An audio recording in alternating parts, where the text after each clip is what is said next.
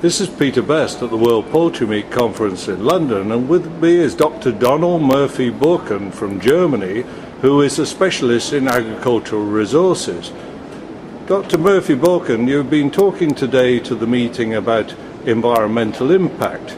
How can the environmental performance of the global poultry industry be improved? Do we need new technologies in order to do this?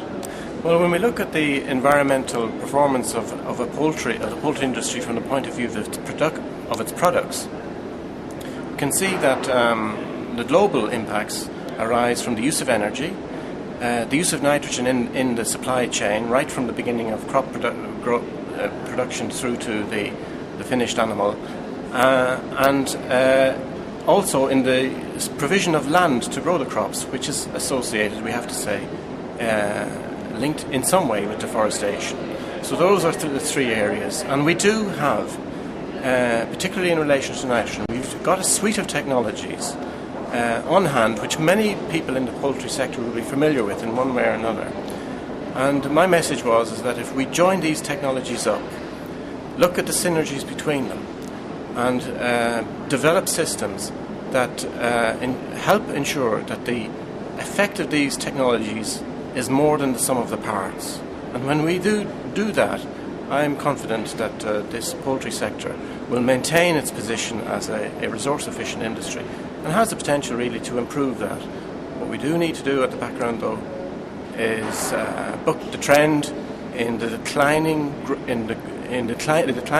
growth in crop yields. That's a big challenge, and that's what the future will depend on. So it's more than an improvement at the level of the individual poultry production company.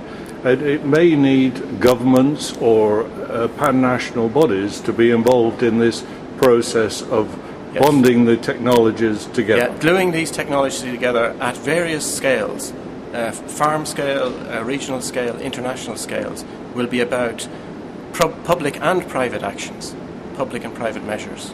Are these initiatives already starting in your experience? They are probably happening in some way, in some cases, as an indirect byproduct of the legislation that's in place, and even sometimes completely unintended consequence of some measures. We can see in the case of Denmark, the Netherlands, and where I live in Germany, that producers are using technologies to address the consequences of concentration and have proved quite successful. Good. Dr Murphy-Bokern, thank you very much. Yeah.